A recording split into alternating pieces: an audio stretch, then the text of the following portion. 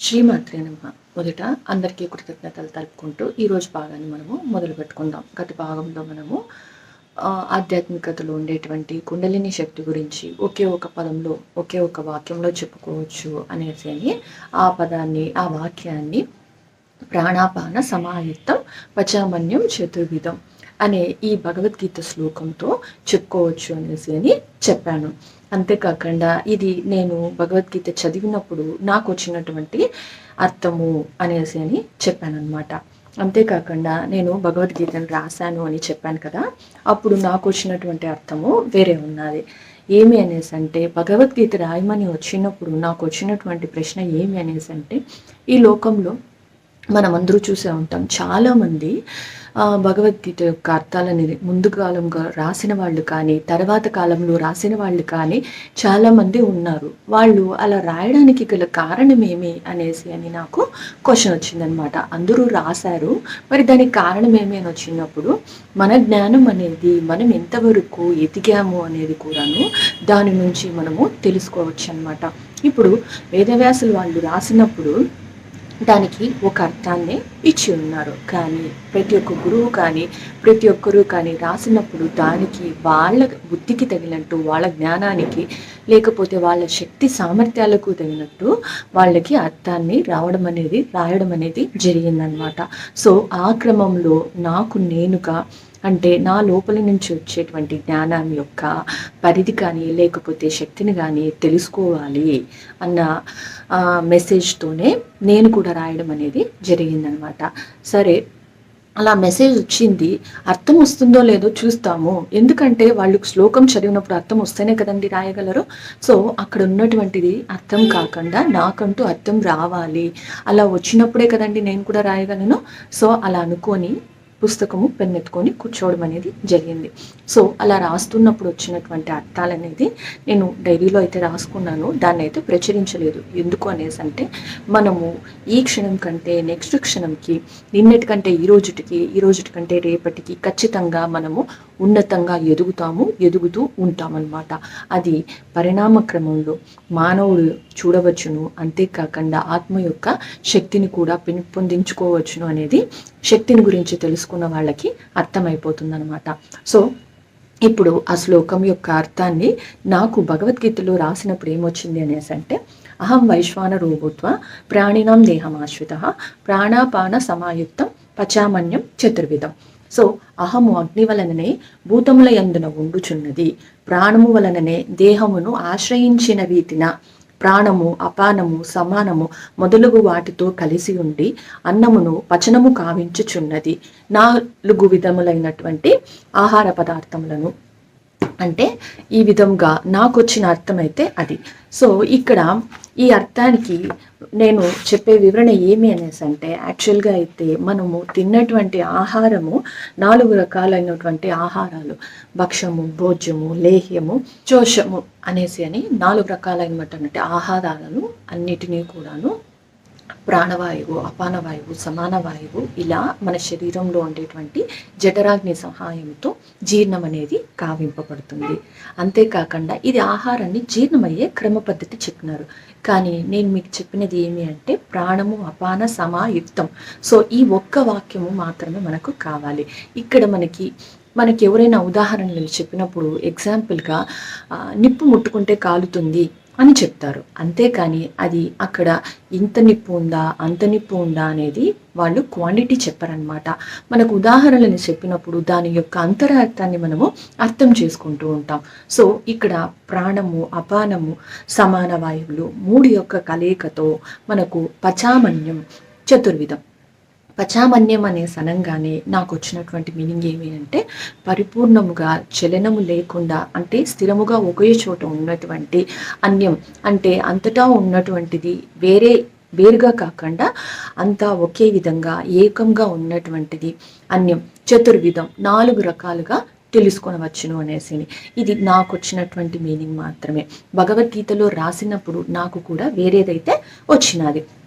So ఈ విధంగా ఆ పచామన్యం చతుర్విధం అనేది ముఖ్యంగా పట్టుకోవాల్సిన విధానము తెలుసుకోవాల్సినది. ఎందుకు అనేసి అంటే మనము ప్రాణాపాన సమాయుక్తాన్ని తెలుసుకోవాలి అనేసి అంటే ముందు ఈ 4 రకాలైనటువంటి అనుభవాలను, అనుభూతులను మనము పొందుతామన్నమాట. ఎందుకు అనేసి అంటే మనమందరూ కూడాను మొదట ధ్యానం చేసినా కానీ, మరి ఏ ఇతర సాధనాలలో కానీ మనము ఈ 4 రకాలుగానే, 4 విధాలుగానే మన ఎదుగుదల అనేది ఉంటుంది.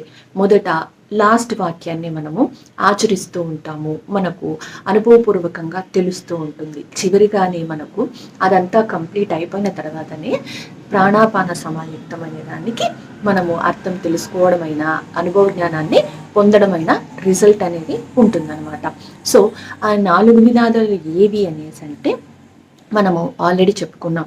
ధ్యానం చేసేటప్పుడు మనమందరూ కూడాను కనీసము 4 గంటల సమయాన్ని ధ్యానానికి రోజుకి ఇవ్వండి అనే విషయాన్ని మనము ఆల్రెడీ చెప్పుకున్నాం. అలా 4 గంటల వ్యవధి లేకపోతే సమయము కోరడానికి కానీ చెప్పడానికి కానీ కారణం ఏమి అనేసి అంటే మనము మొదటి గంటలో భౌతిక దేహాన్ని దాటుకొని, రెండవ దానిలో భౌతిక ప్రపంచాన్ని దాటుకొని, మూడవ దానిలో ఆత్మని దాటుకొని, నాలుగవ దానిలో ఆత్మల యొక్క ప్రపంచాన్ని, ఆత్మ ప్రపంచాన్ని లేకపోతే ఆత్మ యొక్క జ్ఞానాన్ని దాటుకొని మనము ముందుకు వెళ్ళడం అనేది చేస్తాము, జరుగుతుందన్నమాట. సో ఆల్రెడీ ఒక భాగంలో అయితే దాన్ని ఇంకా ఎక్కువగా విశదీకరించాను. అది ఎందులో అనేది నాకైతే గుర్తులేదు. అందుకే నేను ఆ నెంబర్ని ఇక్కడ మెన్షన్ చేయలేదన్నమాట. సో ఈ విధంగా మనము మొదట భౌతిక శరీరాన్ని వదలాలి. అంటే శరీరానికి సంబంధించినటువంటి అన్నిటినీ, సుఖాలను కానీ కష్ట నష్టాలను కానీ అన్నింటినీ కూడా వదులుకుంటూ వెళితేనే భౌతిక ప్రపంచాన్ని దాటగలం. భౌతిక ప్రపంచాన్ని దాటినప్పుడు సుఖము, దుఃఖము అవన్నీ అయిపోయిన తర్వాత మనకి పేరు ప్రతిష్టలు, కీర్తి కానీ, సమాజంలో గౌరవము, మానము, అవమానము ఇలాంటివన్నీ కూడాను భౌతిక ప్రపంచానికి సంబంధించినటువంటివే అనమాట. సో తర్వాత ఆత్మని కూడా ఇక్కడ దాటాలి అని చెప్పడానికి కారణం ఏమి అనేసి అంటే మనము ఈ రెండింటిని దాటుకొని ఆత్మస్థితికి వెళ్తామన్నమాట.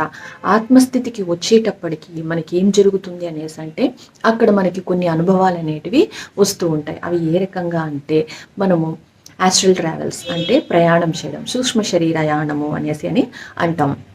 అంతేకాకుండా ఆత్మతో మనము బయటకి వచ్చే విధానాలను, లోపలికి వెళ్ళే విధానాలను ఇవన్నీ తెలుసుకుంటూ ఒక ఆటగా మనకి చాలా బాగుంటుందన్నమాట.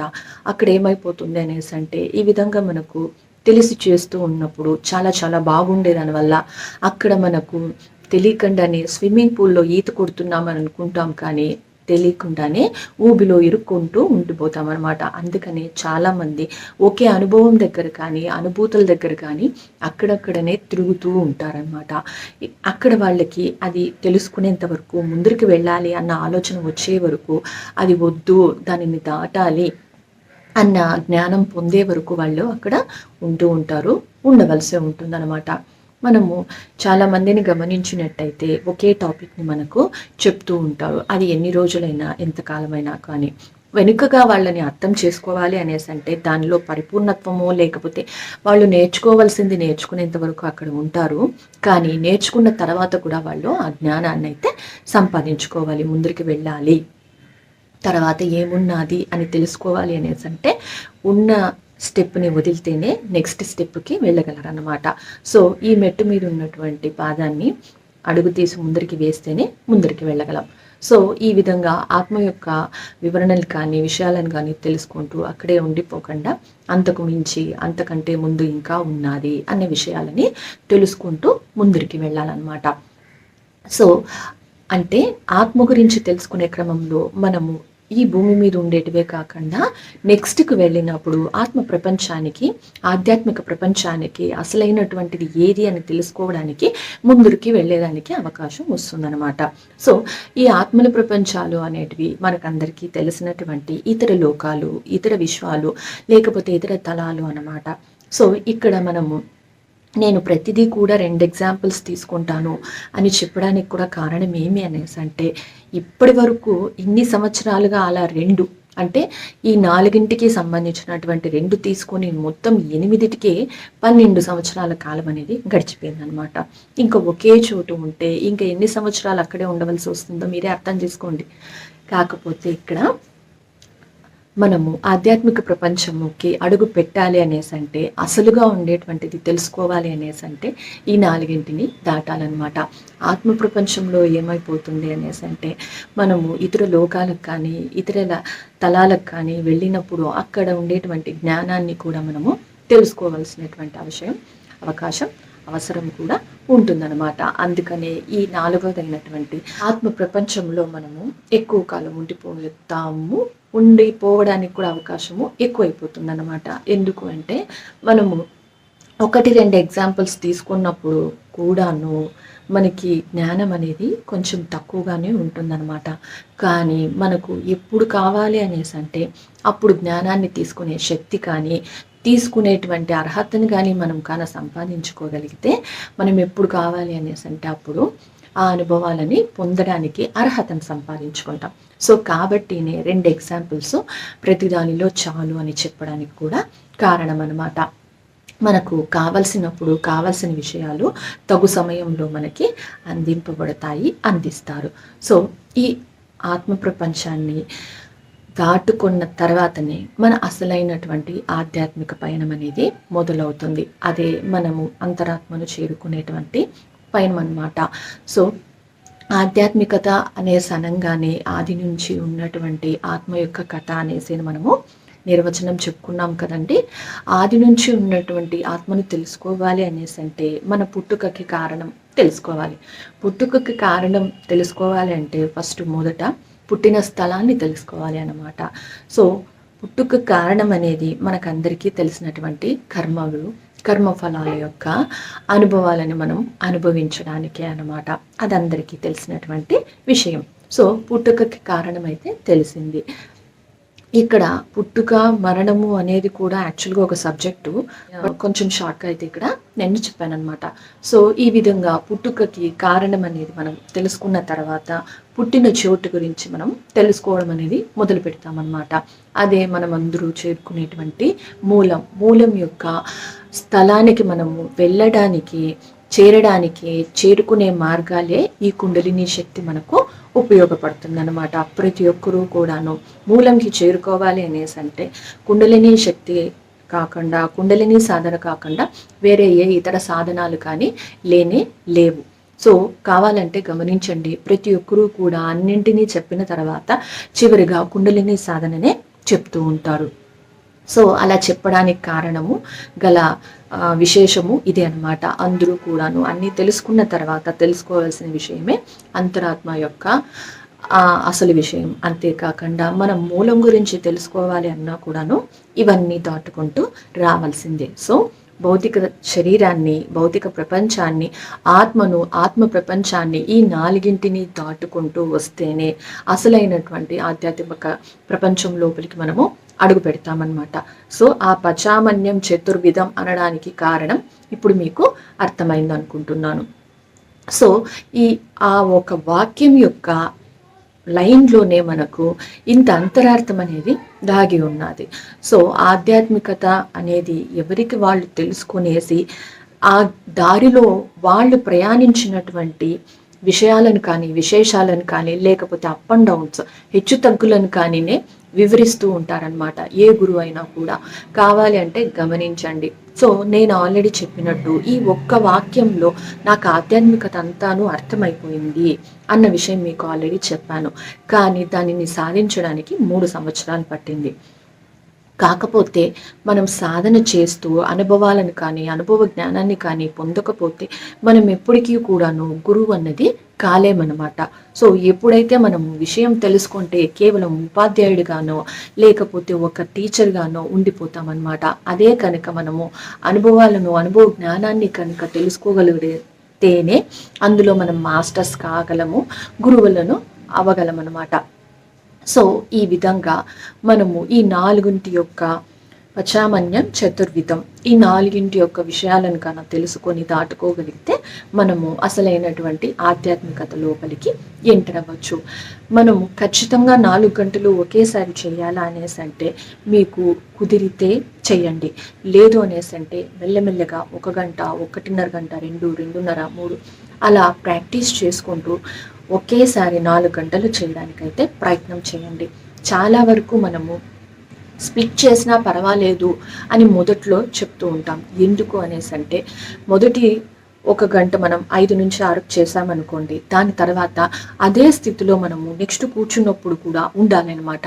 అంటే ఆ మధ్య కాలంలో మనము అది ఫ్యామిలీ అయినా కావండి, బయట ప్రపంచమైనా కానివ్వండి, అందులో పడిపోయి మన శక్తి కానీ లేకపోతే మన వేవ్స్ కానీ మారిపోయినాయి అనేసి అంటే మళ్ళీ మనం మొదటి నుంచినే మొదలు పెట్టాల్సి ఉంటుంది.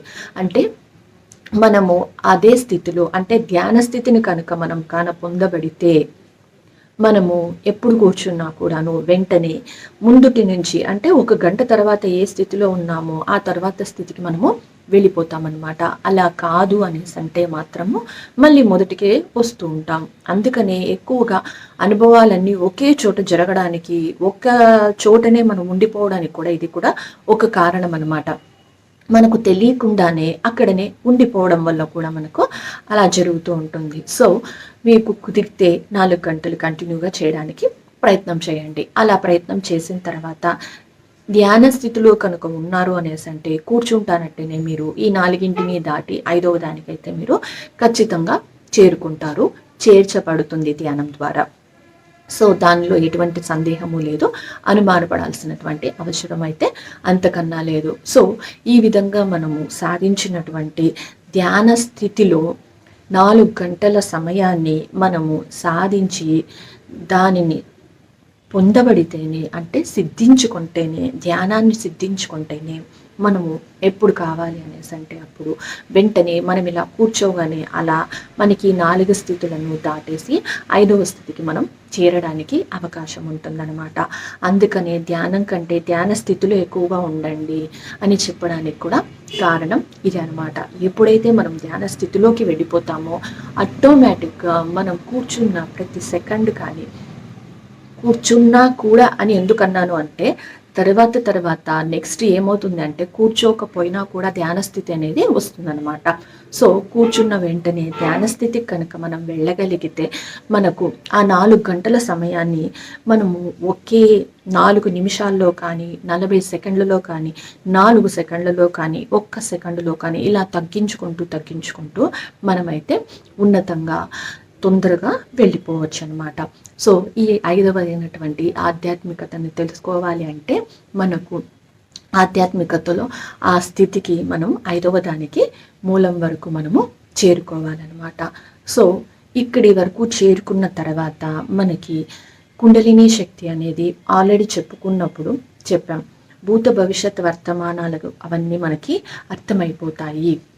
మనము పైనుంచి కిందకు, కింద నుంచి పైకి మధ్యలో ఉండేటువంటి సమాన వాయు ద్వారా అన్నింటి యొక్క విషయాలను కానీ, విషయ జ్ఞానాలను కానీ మనము తెలుసుకుంటూ ఉంటాం. ఆ క్రమంలోనే ఒక ఆత్మ పుట్టుకకు ముందు, పుట్టిన తర్వాత విషయాలను, అంటే పుట్టుక మరణానికి మధ్యలో ఉండేటువంటి జనన కాలంలో మనము బ్రతికి ఉండే కాలంలో కూడాను మనం ఏదైతే ఎదుగుతున్నామో అటువంటివన్నీ కూడాను తెలుసుకోవడానికి మనకి ఉపయోగపడుతుందన్నమాట. ఓకే మాస్టర్స్, ఇప్పుడు ప్రాణాపాన సమాయుక్తం పచామన్యం చతుర్విధం అనే దానికి ఆధ్యాత్మికతంగా ఒక్క వాక్యంలో చెప్పాలి అనేసి అంటే నేను చెప్పినటువంటి అర్థము, నేను తెలుసుకున్నటువంటి అర్థము పూర్తిగా అయితే ఇక్కడ వివరించాను. సో మీకేమన్నా సందేహాలుంటే నాకు కామెంట్ రూపంలో తెలియజేయండి. తరువాత భాగంలో మనము ద్రష్ట, దృష్టి, దృశ్యము, దోషము ఈ 4 యొక్క వివరణలను మనము తెలుసుకుందాం. అప్పటి వరకు కృతజ్ఞతలు ఫ్రెండ్స్. Thank you.